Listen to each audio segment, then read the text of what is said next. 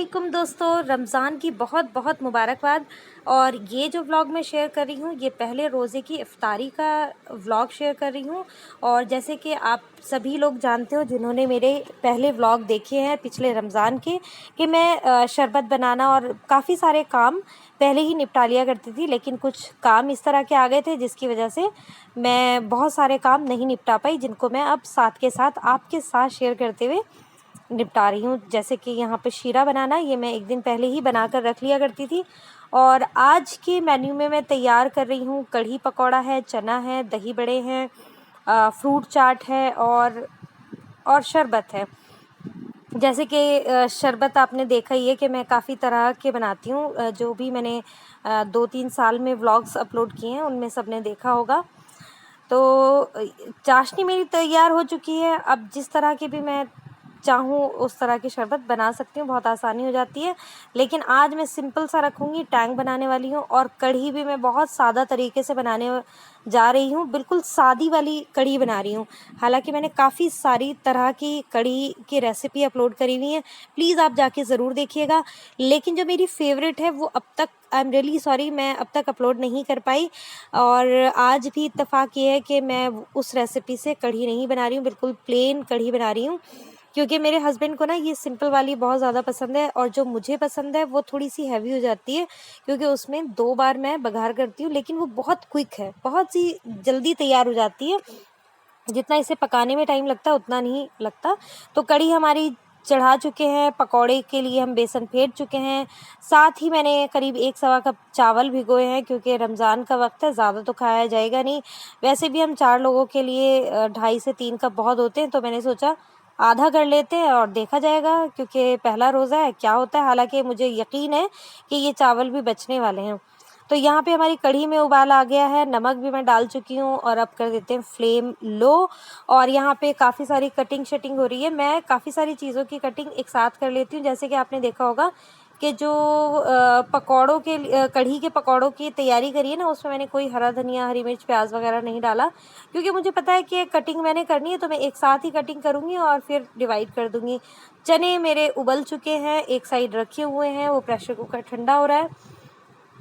तो बस अब यहाँ पर कटिंग कर लेते हैं। और उसके बाद मैंने जो है दाल भिगो कर रखी हुई थी, और मैं मूंग की दाल के पकौड़े बना रही होती हूँ, क्योंकि जो पकौड़े नहीं दही बड़े आज ही बना रही हूँ, क्योंकि ये बड़े मज़े के भी लगते हैं और थोड़ा सा हेल्थ के लिए भी अच्छे रहते हैं। क्योंकि जो उड़द की दाल के बड़े होते हैं, मज़े के तो वो भी बहुत लगते हैं, लेकिन ये है कि वो गैस वैस थोड़ा बना रहे होते हैं। तो रमज़ान में बेहतर ये है कि मूंग की दाल के पकौड़े, दही बड़े, सॉरी, बार बार मेरे मुंह से पकौड़े निकल रहा है। तो मैं मूंग की दाल के दही बड़े बनाती हूँ। और जैसे आपको पता है कि मैं बनाकर फ्रीज़र में स्टोर कर लेती हूँ, इस बार मैं वो भी नहीं कर पाई, तो सोचा थोड़े से ज़्यादा बना लेती हूँ, क्योंकि बहुत सारी चीज़ें बन रही होती हैं, तो फिर बाद में वेस्ट ना हो, इसलिए मैंने बहुत थोड़ी सी क्वांटिटी में जो दही बड़े हैं वो बना करके फ्रीज़र में अब आपके सामने ही स्टोर करूँगी। तो अब यहाँ पर मैं फ्रूट चाट की तैयारी कर रही हूँ। और जो मेरी कढ़ी के पकौड़े हैं उसमें मैं हरा धनिया, हरी मिर्च, प्याज वगैरह डाल चुकी हूँ। अब यहाँ पर हम तैयारी कर रहे हैं फ्रूट चाट की।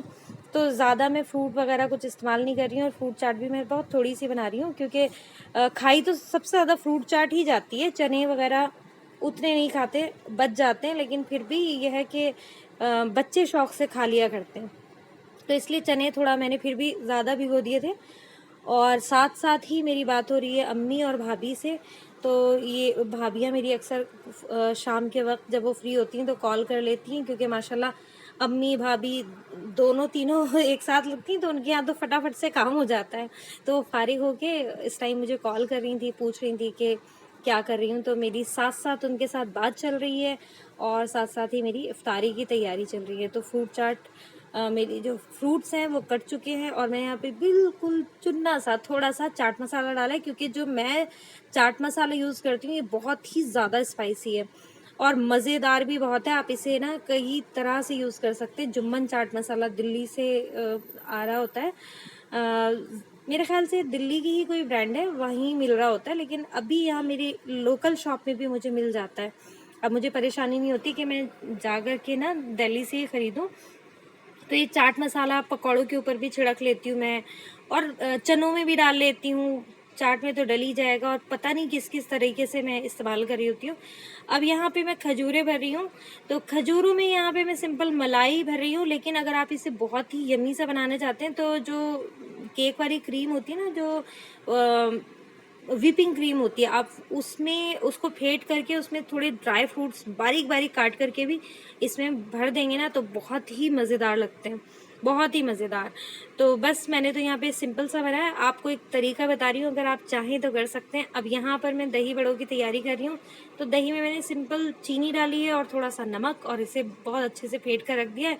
थोड़ा सा कंसिस्टेंसी एडजस्ट कर लेंगे हल्का सा पानी का छींटा डाल करके, क्योंकि बहुत ज़्यादा पतला होने पर दही बिल्कुल मज़े का नहीं लगेंगे दही बड़े, तो थोड़ा थिक होना चाहिए। तो बस ये कंसिस्टेंसी हमने एडजस्ट कर दी और फ्रीज़र में रख दिया, जिससे कि एकदम ठंडे ठंडे मज़ेदार से दही बड़े हमें खाने को मिले जब हम सर्व करें।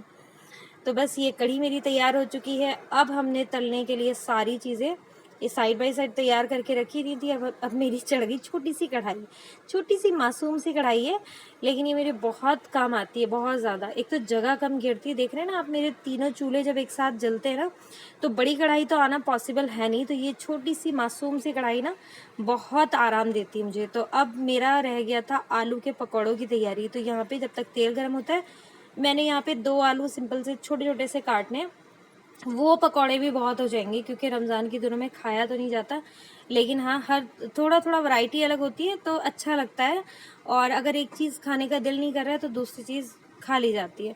तो अब मैं सबसे पहले बनाऊंगी दही बड़े।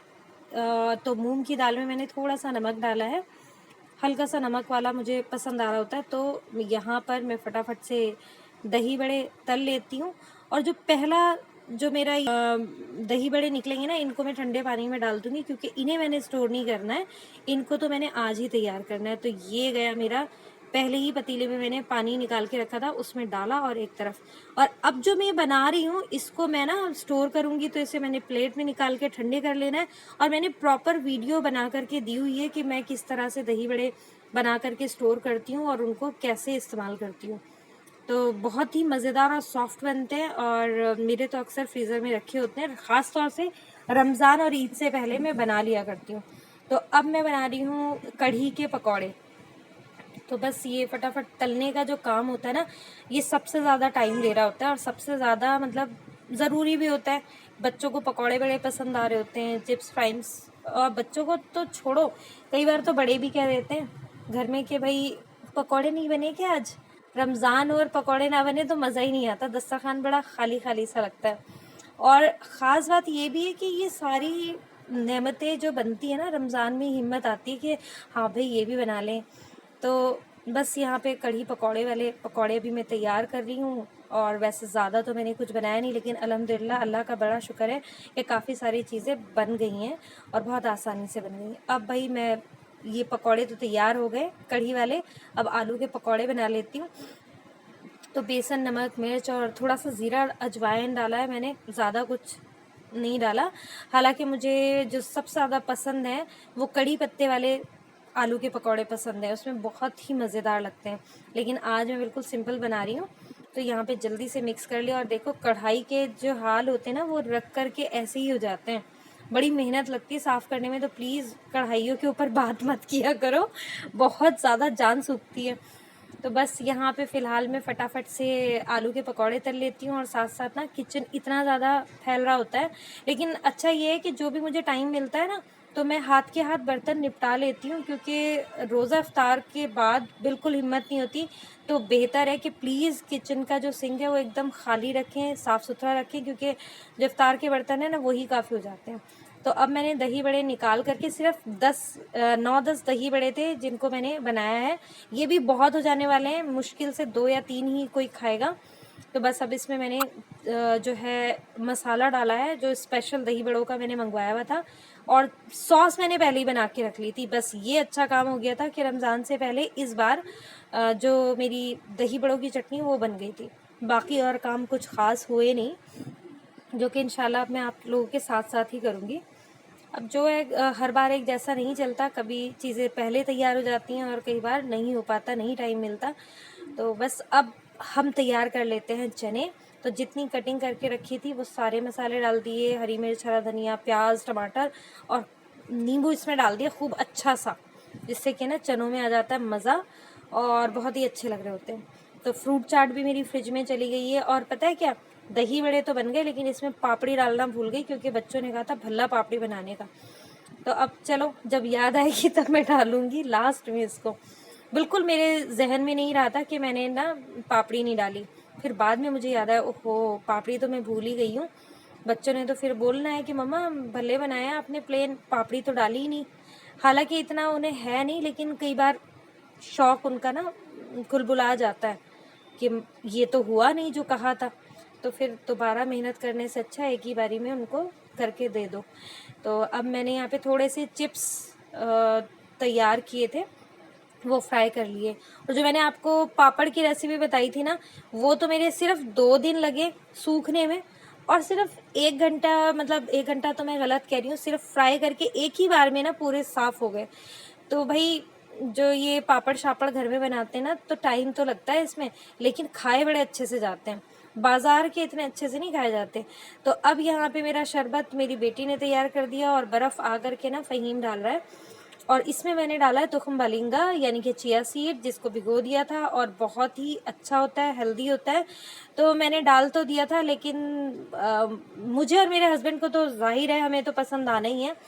बच्चों ने भी पी ही लिया था, लेकिन फ़हीम का कहना था अरे मम्मा ये क्या कर दिया, ये तो बिल्कुल अच्छा नहीं लग रहा है। तो बस आज रमज़ान की जो मेरी रेसिपीज़ हैं वो यही हैं। उम्मीद करती हूँ आपको पसंद आई होंगी, और अगर आपको पसंद आई है तो जल्दी से लाइक कर दीजिए और अपनी फैमिली और फ्रेंड्स के साथ ज़रूर शेयर कीजिएगा।